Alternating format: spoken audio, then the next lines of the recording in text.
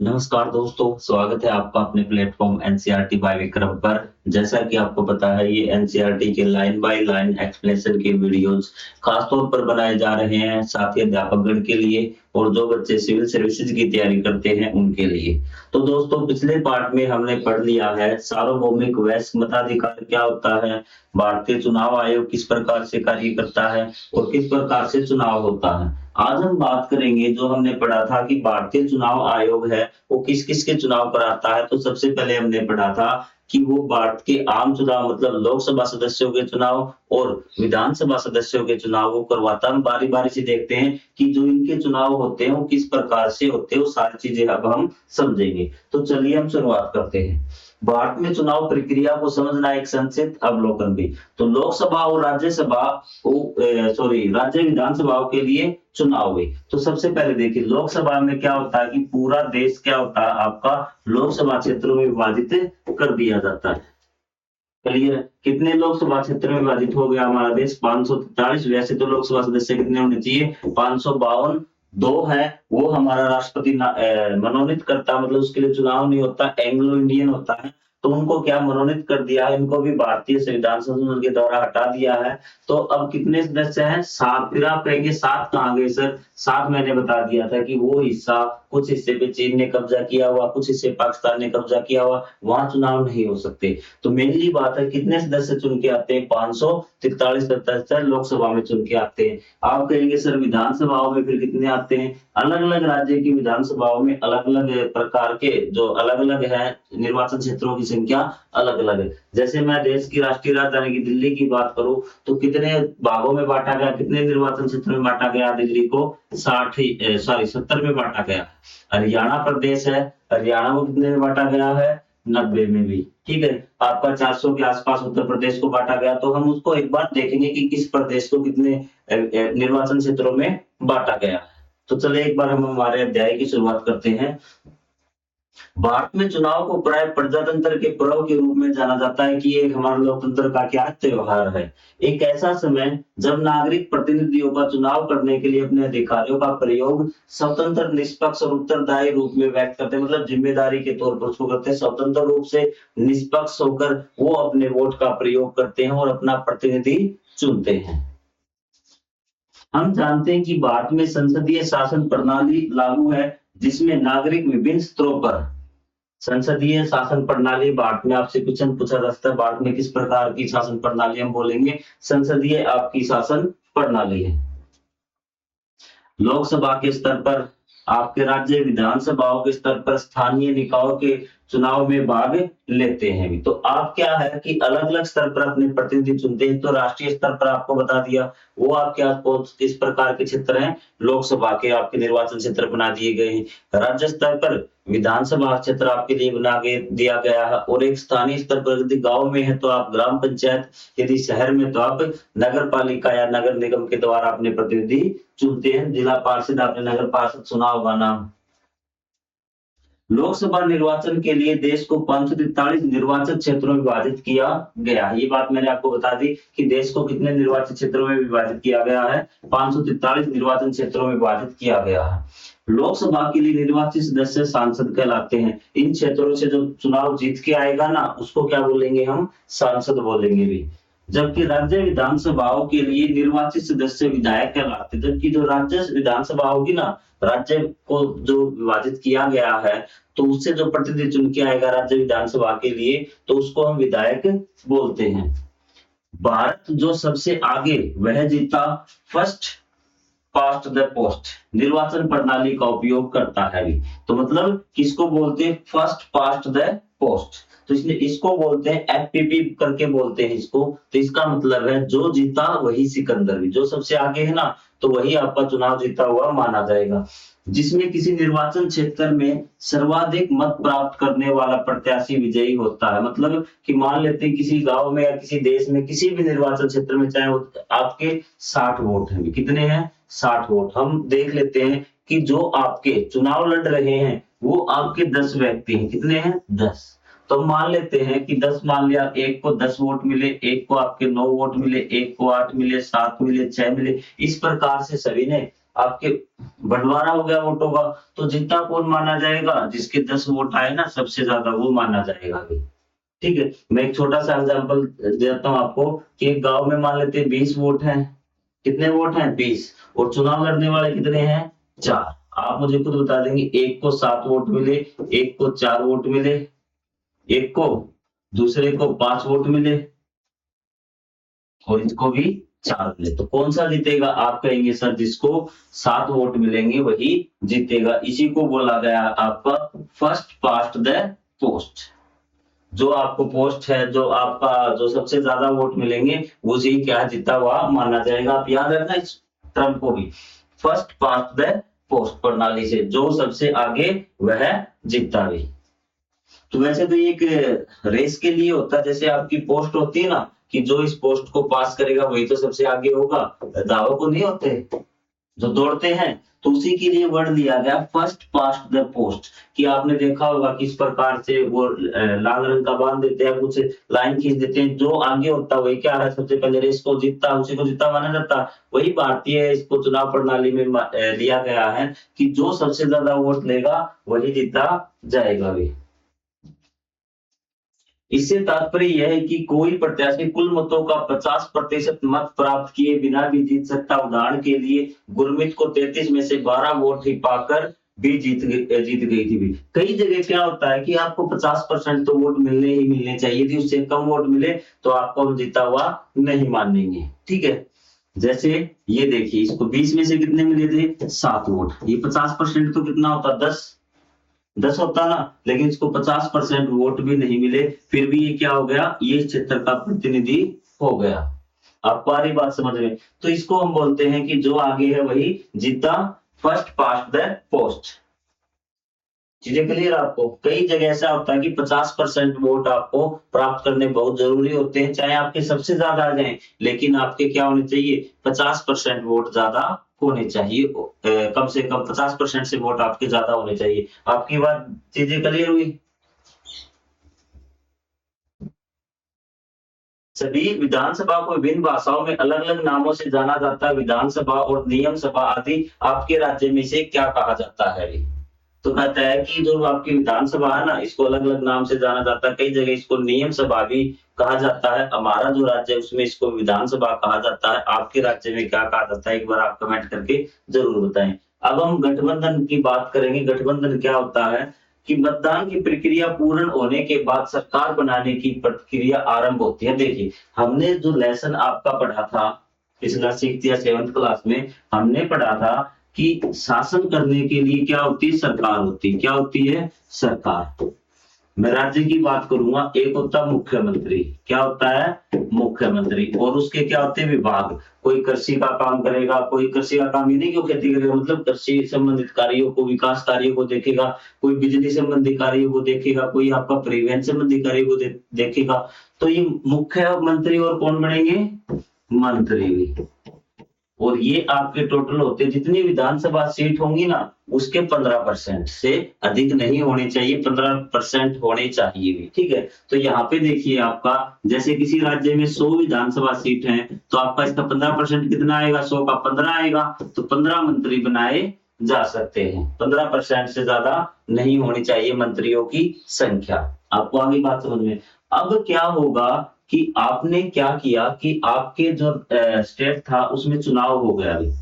ये आपका, मैं एक हरियाणा का लेता हूँ, ठीक है, लेट्स से कि हरियाणा के 2 पार्टियां थी आपकी। मैं अब की बार वाला आपको उदाहरण बता देता हूँ। हरियाणा का आपको ठीक है, दोनों आपको समझ में आ जाएंगे। एक पार्टी बीजेपी ने चुनाव लड़ा, एक पार्टी कांग्रेस ने चुनाव लड़ा, बाकी को तो आप छोड़ ही दीजिए भी। टोटल सीट कितनी थी हरियाणा में विधानसभा की? 90। ये चीज आपको क्लियर हुई? बीजेपी पार्टी के जो प्रतिनिधि जीत के आए उनकी संख्या थी 48। कितनी थी? 48। ठीक है, और जो आपके कांग्रेस से जीत के आए उसकी लगभग थी 38। बाकी जो बचे हुए थे 90 में से, आप कहेंगे सर ये तो थोड़े से 90 से कम रह गए। बाकी वो किसी भी इन दोनों दल से संबंध नहीं रखते थे, वो क्या थे? अपने निर्दलीय थे या किसी और दल से संबंध रखते थे। अब सरकार बनाने के लिए, मुख्यमंत्री बनाने के लिए इनको चाहिए आधे से ज्यादा। क्या चाहिए? आधे से ज्यादा, उसको बोलते हैं बहुमत। जब आधे से ज्यादा वो होते हैं ना, आपके प्रतिनिधि जीत के आ जाते हैं आपकी पार्टी के, उसको हम बहुमत बोलते हैं। तो हरियाणा में बहुमत के लिए कितने प्रतिनिधि होने चाहिए? टोटल सीट आपकी 90, 90 का आधा कितना? 45 प्लस 1, मतलब जिसके पास 46 प्रतिनिधि होंगे, विधायक होंगे, वो उसके पास बहुमत होगा, वो अपनी सरकार बना लेगा, अपनों में से इनमें से मंत्री बना देगा। तो आपने देखा कि बीजेपी के कितने जीत के आए? 48 जीत के आए। तो बहुमत किसके पास है? बीजेपी के पास बहुमत है, उसे किसी और की जरूरत नहीं पड़ी। आपको आ रही बात समझ में?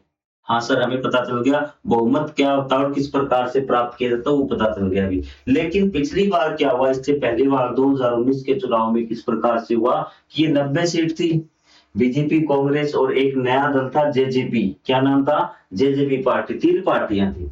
आपकी बीजेपी की लगभग 40 सीटें आई थी, आपकी कांग्रेस की लगभग 34 आई थी, और एक पार्टी आई थी जेजेपी 10।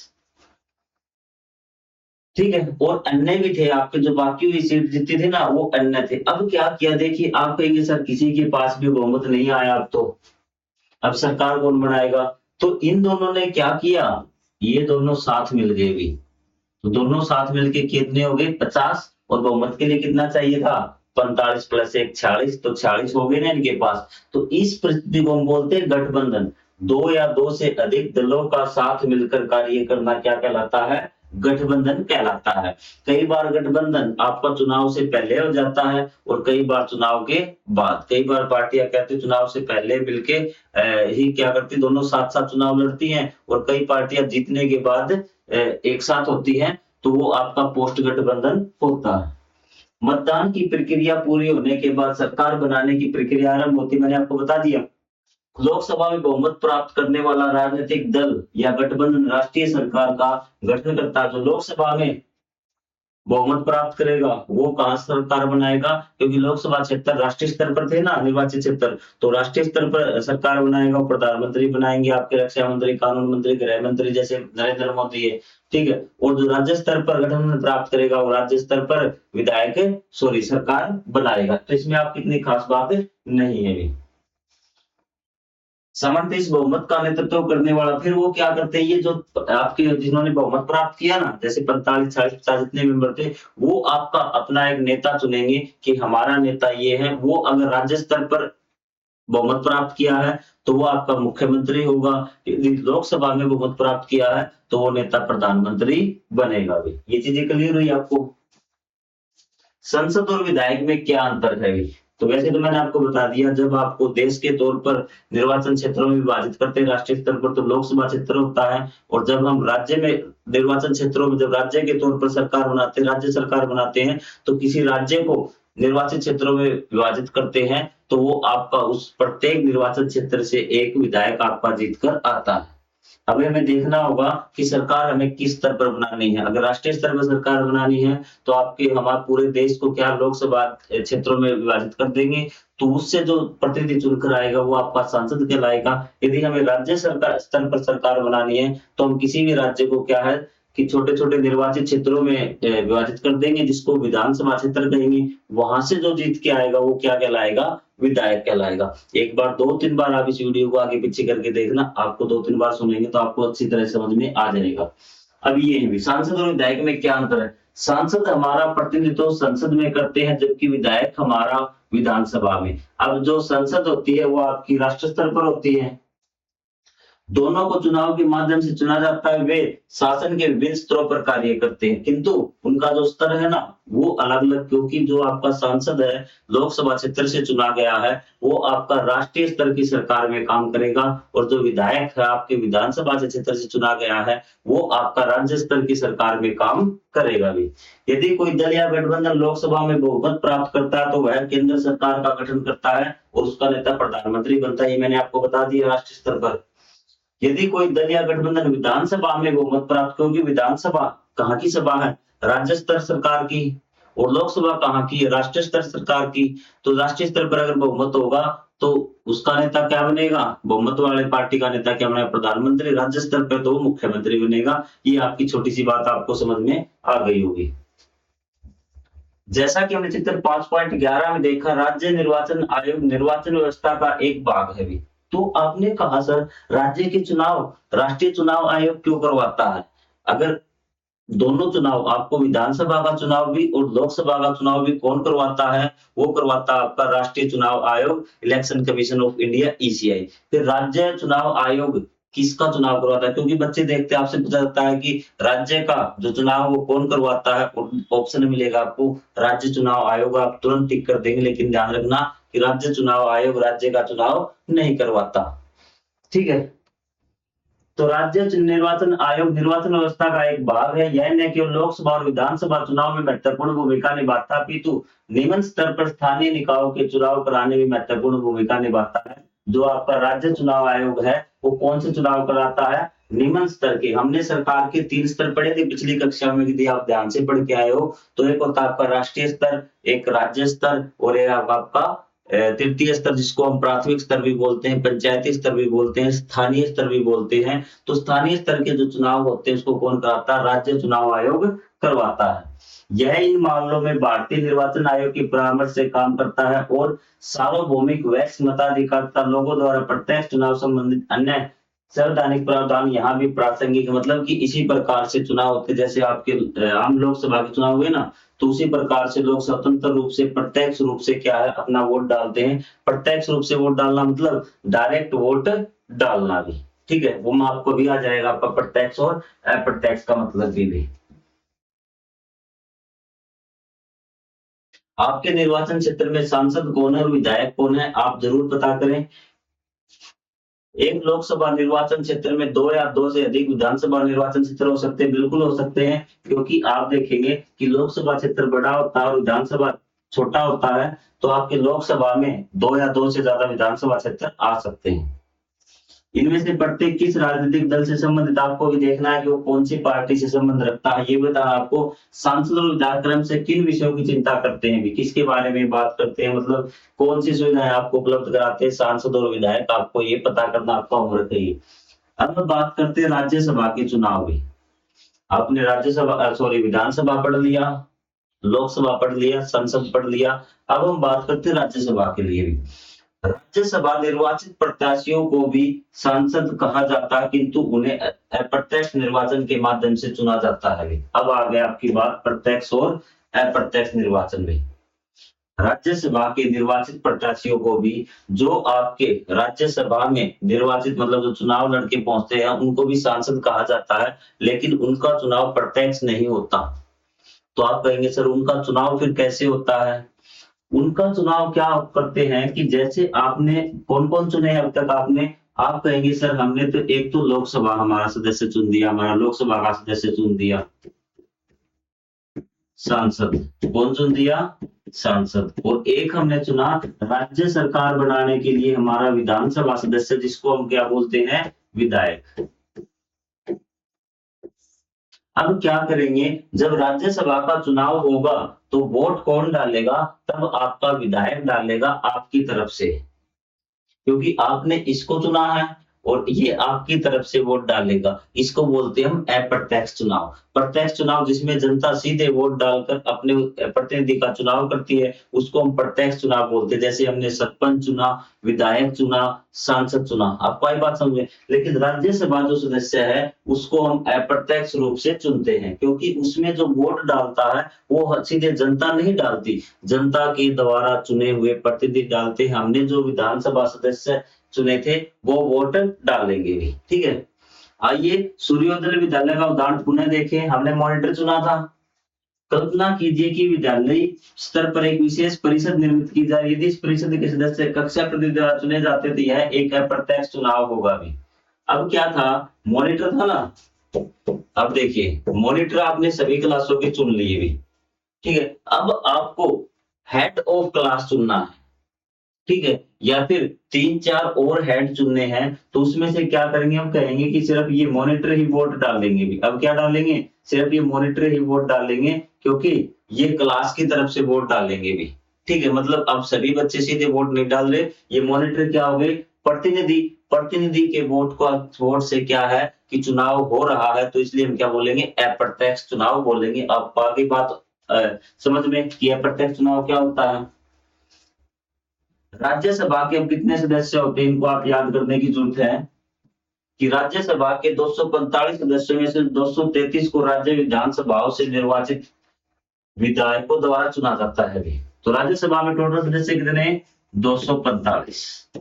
कितने, 245 होते हैं। वैसे आप ध्यान रखना कि 250 होते हैं, 5 तो क्या हो गए, 5 वही जम्मू कश्मीर वाला जो मैंने बताया था ना, कब्जा किया हुआ वो चीजें। इसमें से 233 को राज्य विधानसभाओं के द्वारा निर्वाचित किया जाता है। आपके राज्य विधानसभा के जो सदस्य होते हैं ना, वो वोट डाल के वो भेज देते हैं।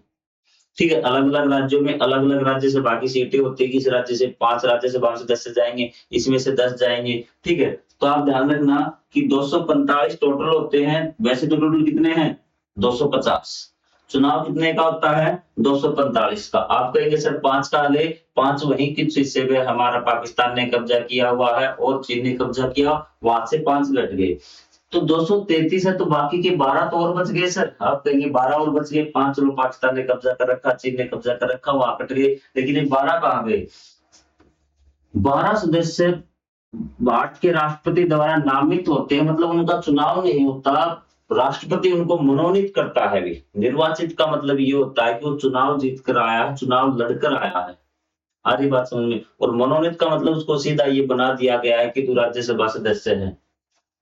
प्रत्येक राज्य को उसकी जनसंख्या के अनुसार राज्यसभा में सीटें अलग अलग संख्या में आवंटित है। मतलब प्रत्येक राज्य को उनकी जनसंख्या के हिसाब से बता रखा है कि आपके राज्य से 5 राज्यसभा सांसद बन सकते हैं, आपके राज्य से 10 बन सकते हैं, उसकी जनसंख्या के हिसाब से। ज्यादा जनसंख्या तो ज्यादा राज्यसभा सांसद, कम तो कम। उदाहरण के लिए उत्तर प्रदेश जैसे अधिक जनसंख्या वाले राज्यों में इसकी की सीटें अरुणाचल प्रदेश जैसे कम जनसंख्या वाले राज्यों की अपेक्षा अधिक है, क्योंकि उत्तर प्रदेश में क्या है, जनसंख्या अधिक है, तो उसमें आपकी राज्यसभा की सीटें ज्यादा होंगी, और आपकी अरुणाचल प्रदेश में जनसंख्या कम है, तो वहां आपकी सीटें कम होंगी राज्यसभा की। एक चीज और देखिए आपकी, अब तक हमने 3 चीजों के बारे में पढ़ चुके हैं। लोकसभा, लोकसभा में क्या होता है कि प्रतिनिधि सीधे जनता के द्वारा प्रत्यक्ष चुनाव के माध्यम से चुने जाते हैं। दूसरा आपको बता दिया गया कि विधानसभा, विधानसभा में डायरेक्ट चुने जाते हैं प्रतिनिधि। राज्य स्तर की सरकार बनाने के लिए लोकसभा में आपकी राष्ट्रीय स्तर की सरकार बनाने के लिए। अब हम बात करते हैं राज्यसभा की। अब राज्यसभा को स्थायी सदन कहा जाता है। लोकसभा में तो क्या होता है, मेरी बात सुनिए ध्यान से। जब 5 वर्ष, ये आपके हम मान लेते हैं आज जिस टाइम हम पढ़ रहे हैं 2025 में आज चुनाव हुए, और 2030 इनका 5 साल का कार्यकाल होता है लोकसभा सदस्य का। तो सारे के सारे कब बने हैं, 2025 में बने हैं। तो 2030 में 5 साल बाद इन सब का कार्यकाल खत्म हो जाएगा। इन सब के लिए क्या दोबारा से चुने जाएंगे, ये पूरे के पूरे कितने, 543। क्योंकि ये जो कार्यकाल है लोकसभा का होता है, न कि किसी सांसद का। ठीक है, सांसद इस्तीफा दे सकता है, लेकिन लोकसभा 5 साल तक चलेगी। बाकी कुछ ऐसे विधान आएंगे जिसमें हम उसका कार्यकाल, इमरजेंसी लगी तो उसका कार्यकाल 1 साल तक बढ़ा सकते हैं, कि 5 साल के बाद दोबारा से सारे के सारे सदस्य आपके क्या हो जाएंगे, लोकसभा सांसद नहीं रहेंगे। फिर दोबारा से चुनाव होगा, फिर जो जीत के आएंगे नए 543, हो सकता है कि इनमें से दोबारा चुनाव लड़े, वो भी जीत के आए, लेकिन ये 500 से 43 के 43 सदस्य क्या होंगे कि वो दोबारा से उन्हें चुनाव लड़ना पड़ेगा। तो मतलब यहाँ पे जब ये चुनाव की तारीख होगी ना, तो उसको हम बोलते हैं लोकसभा भंग कर दी गई। क्या कर दी गई, लोकसभा भंग कर दी गई। अब कोई भी आपका लोकसभा का सदस्य नहीं रहेगा, चुनाव होगा, दोबारा जीत कर आएंगे।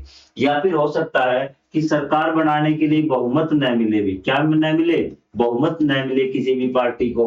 आपको पता है जैसे आपका 543 है ना, तो इसमें से सरकार बनाने के लिए कितना चाहिए, 272। यदि किसी भी पार्टी को या गठबंधन को 272 सदस्यों का समर्थन प्राप्त नहीं हुआ, तो 2-3 बार राष्ट्रपति क्या करेगा कि कोई है या नहीं भी। लोकसभा का जो अध्यक्ष है वो देखेगा कि कोई है या नहीं जो बहुमत प्राप्त कर ले। लेकिन जब उसे लगेगा कि उसे बहुमत प्राप्त नहीं हुआ, तो वो क्या करेगा, लोकसभा को भंग कर देगा, लोकसभा की भंग हो जाएगी। लेकिन जो राज्यसभा है ना, इसको स्थायी क्या कहा जाता है, सदन कहा जाता है। क्योंकि इसके जो आपके सदस्य हैं, यह कभी भी विघटित नहीं होती। विघटित का मतलब भंग नहीं होती। सदन का विघटन किसी भी सदस्य के कार्यकाल की समाप्ति या अन्य संवैधानिक कार्य में समाप्ति भी। यहाँ क्या होता है कि इसका कोई कार्यकाल नहीं होता, राज्यसभा का कार्यकाल नहीं होता, राज्यसभा के सदस्यों का कार्यकाल होता है। हर आपके मान लेते हैं आपके कितने थे, आपके 245 थे।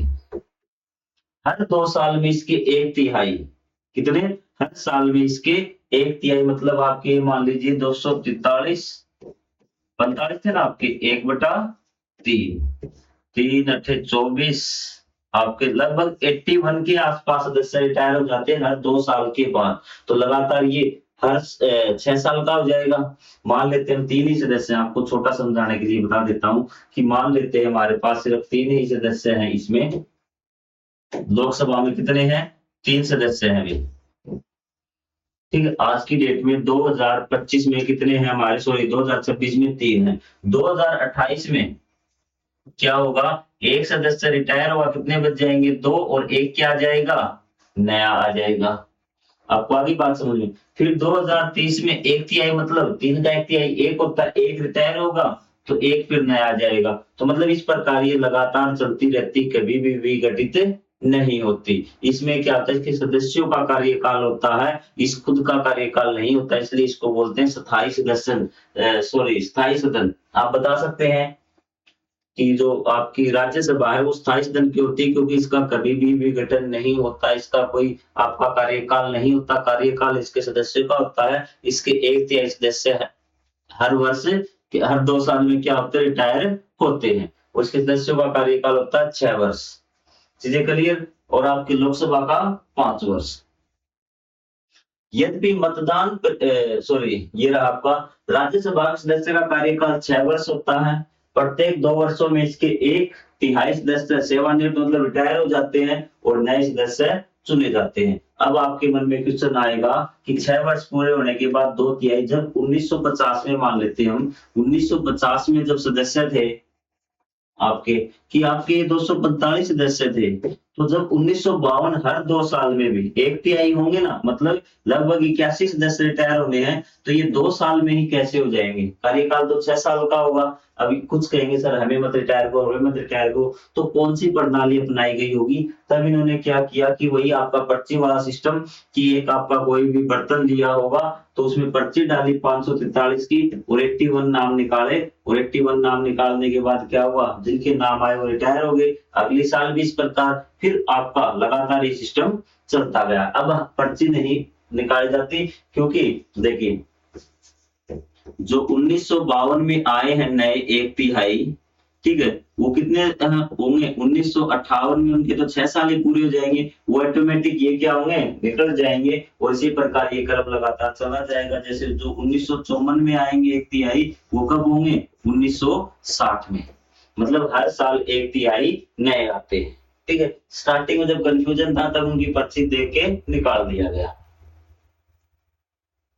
यह एक सॉरी यद्यपि मतदान प्रक्रिया में अंतर होता है, इसमें एकल संक्रमणीय मतदान प्रणाली का प्रयोग होता है। आपसे यही से क्वेश्चन पूछ लेगा और आप फंस जाओगे। जो आपकी लोकसभा और विधानसभा में कौन सी प्रणाली थी, फर्स्ट पोस्ट द पास्ट, कि जो जीता जो आगे वही जीता। लेकिन इसमें क्या होता है, एकल संक्रमणीय मत प्रणाली का उपयोग किया जाता है। यह एक विशेष विधि है जिसमें यह सुनिश्चित किया जाता है कि छोटे राज्यों को भी राज्यसभा में समुचित प्रतिनिधित्व मिले। आप इस कार्य प्रणाली के बारे में विस्तार से उच्च कक्षाओं में सीखेंगे, जब हम बड़ी क्लासों में जाएंगे तब जाएंगे, क्योंकि बड़ा ही पेचीदा टॉपिक है, आपके अब समझ में नहीं आएगा। बस आप इतना ध्यान रखें कि जो आपकी चाहे वो राष्ट्रपति का चुनाव हो, चाहे राज्यसभा के सदस्यों का चुनाव हो, उस प्रक्रिया में एकल संक्रमणीय मत प्रणाली का प्रयोग होगा। जो बच्चे सिविल सर्विसेज के लिए देख रहे हैं वो भी एक बार जब आप बाकी चीजों को समझ लेंगे, जब किसी क्लास में आगे ये आएगा तब हम इसको दोबारा से डिस्कस करेंगे। मैं आपको 6 से लेके 12th क्लास तक कंप्लीट एनसीईआरटी पढ़ाऊंगा। आपको ये चीज क्लियर हुई, एकल संक्रमणीय मत प्रणाली राज्यसभा में, राष्ट्रपति के चुनाव में इनका प्रयोग किया जाता है। दोनों चुनाव में आप ध्यान रखना भी।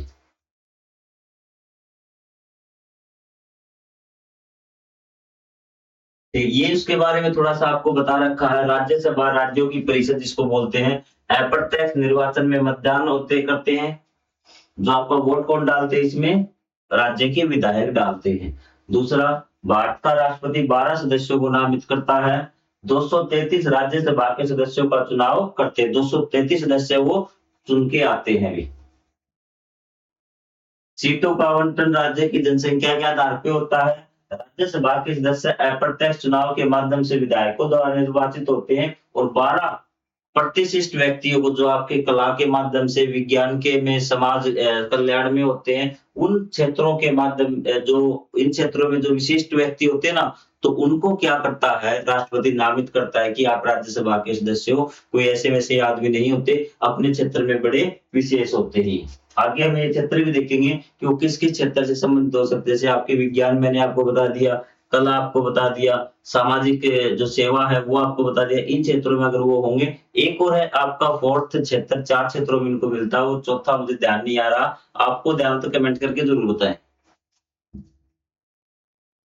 विधायक एकल संक्रमणीय मत प्रणाली के माध्यम का उपयोग करते हुए मतदान करते हैं, जिसमें वे प्रत्याशियों को वरीयता के अनुसार क्रम देते हैं। तो मतलब कि उसमें क्या होता है कि ये इस प्रकार से वोट डालते हैं। जैसे आपने 3 व्यक्ति चुनाव लड़ रहे हैं, ये 10 विधायकों को क्या डालना है, वोट डालना है। आपको मेरी बात समझना ध्यान से। तो यहाँ पे आपके प्रत्याशी 3 है, ए, बी, सी।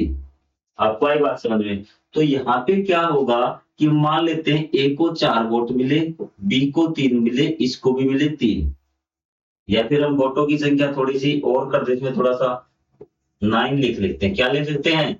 9 वोट मिले और यहाँ पे 2 क्या मिले? 2। इसको जब ये आपके 9 विधायक वोट डालेंगे ना, तो इनसे ऐसे नहीं कि आप किसको पसंद करते हैं, कहते हैं पहले नंबर पे आपको कौन सा पसंद है। ये कहेगा मुझे पहले नंबर पे ए पसंद है, दूसरे नंबर पे आपका बी पसंद है, तीसरे नंबर पे आपका सी पसंद है। तो उसी प्रकार फिर दूसरे विधायक से, सभी विधायकों से इस प्रकार से लिखवाए जाते हैं। अब वो क्या करेंगे, सी को सबसे पहले देखेंगे पहले नंबर पे किसका पसंद था, तो उन्होंने देखा पहले नंबर पे ए पसंद था, बी 3 पे और सी 2 पे था। तो 2 तो चुनाव से बाहर ही हो गया अभी। ठीक है, फिर वो देखेंगे ए को किसने पसंद किया ज्यादा अभी। अब हमारी बात समझो कि दूसरे नंबर पे कितना ए था, इनका सबका अनुपात निकाला जाता है, हम आगे बड़ी कक्षा में पढ़ेंगे। तो इस प्रकार से उनका जो सबसे ज्यादा लोकप्रिय होता है, उसी का एक राज्यसभा सांसद वो चुना जाता है। यह एक स्थायी सदन है, इसके 1/3 सदस्य प्रत्येक 2 वर्ष में मतलब रिटायर होते हैं। इस कारण इसकी निरंतरता बनी रहती है, ये कभी भी भंग नहीं होती, ये एक स्थायी सदन है। भारत के राष्ट्रपति का चुनाव भी, भारत के राष्ट्रपति का चुनाव भी क्या होता है आपका, अप्रत्यक्ष चुनाव के माध्यम से होता है। मतलब इसमें जो भाग लेते हैं वो कौन कौन लोग होते हैं, ये आपको देखना है अभी।